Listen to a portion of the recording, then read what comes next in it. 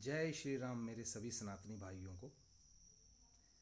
भाइयों, कल जन्माष्टमी है और आपको जन्माष्टमी की बहुत बहुत शुभकामनाएं। लेकिन भाइयों, हमारे जो भाई बांग्लादेश में हिंदू भाई, सनातनी भाई जो फंसे हुए हैं, मैं उनकी जन्माष्टमी के बारे में आज सोच रहा था। हमारे हिंदू सनातनी भाइयों की स्थिति वहाँ पर ऐसी है कि वो घर में घंटी तक नहीं बजा पा रहे हैं, कहीं इकट्ठा हो नहीं पा रहे हैं। वो बेचारे अपने आराध्य श्री कृष्ण भगवान की जन्माष्टमी तक मनाने से डर रहे हैं कि कहीं बाहर उनके भजन की आवाज़, उनके कीर्तन की आवाज़, उनकी घंटियों की आवाज़ अगर बाहर पहुंच गई तो पता नहीं कब विधर्मी आकर उनके साथ क्या दुष्कर्म करेंगे। ये सोच सोच के वो सब बेचारे बहुत दुखी हैं, बहुत परेशान हैं और बहुत ही बदतर स्थिति में वहां पे जी रहे हैं। उन सबकी निगाहें केवल और केवल हिंदुस्तान, भारत की ओर लगी हुई है। उन्हें उम्मीद है कि शायद भारत किसी प्रकार से बांग्लादेश, जो कि खुद भारत नहीं बनाया था, उस पर दबाव डालेगा और वहाँ की हमारे सनातनी भाइयों की स्थिति में कुछ सुधार होगा। भाइयों, मैं सोच रहा हूँ कि हमारे देश में एक महान आत्मा पैदा हुई थी। वो महान आत्मा जो आपको ही पता होगा कि जिसने कई मंदिरों का जीर्णोद्धार कराया, मंदिरों का निर्माण कराया, कई कॉरिडोर बनवाए। वो महान आत्मा जो आपने देखा होगा कि कहीं भी मंदिरों में जाता है तो पूर्णतः दंडवत प्रणाम, बिल्कुल हाथ जोड़कर और पूरा लंबा होकर पड़ जाता है। वो महान आत्मा जो आपने देखा होगा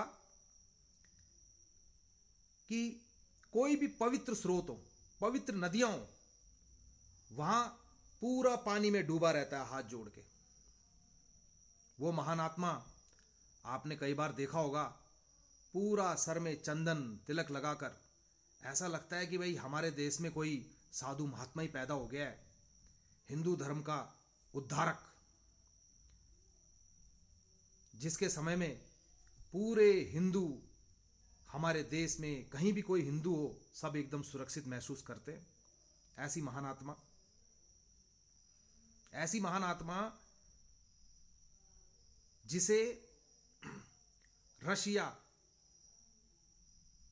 जर्मनी, फ्रांस, केवल इन्हीं देशों ने अपने सर्वोच्च सम्मान से ही नहीं नवाजा, बल्कि शायद विश्व में शायद ही कोई ऐसा मुस्लिम देश हो कि जिसने अपना सर्वोच्च सम्मान उसे प्रदान ना किया हो।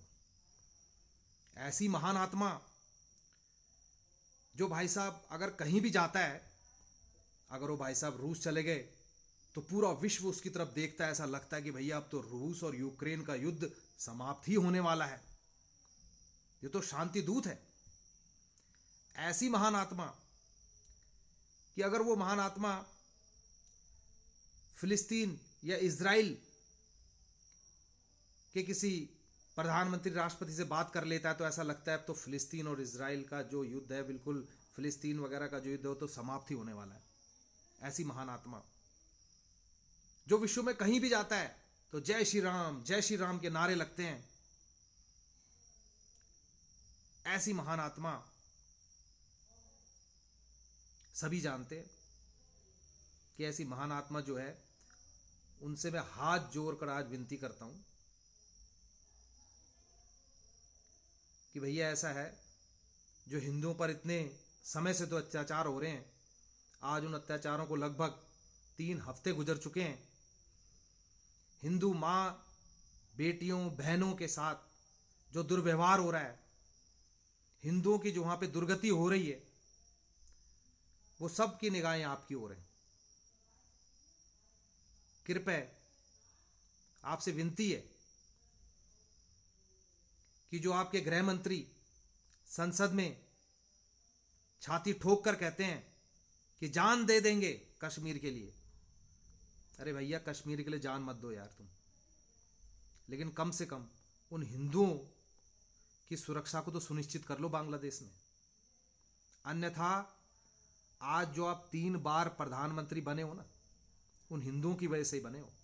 और अगर आपने हिंदुओं की सुरक्षा को सुनिश्चित नहीं किया बांग्लादेश में, तो याद रखना कोई भी हिंदू कभी भी भविष्य में आपको वोट नहीं देगा।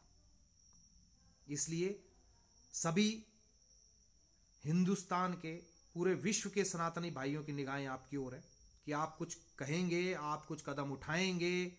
आपके एकमात्र एक बार कहने से ही ये सारे अत्याचार समाप्त हो सकते हैं। तो कृपया अब अपनी चुप्पी तोड़िए और इस बांग्लादेश के मुद्दे पर कुछ कहिए, ताकि वे लोग भी अपने त्योहार, अपनी जिंदगी आराम से जी सकें। बस आपसे इतनी विनती है। धन्यवाद।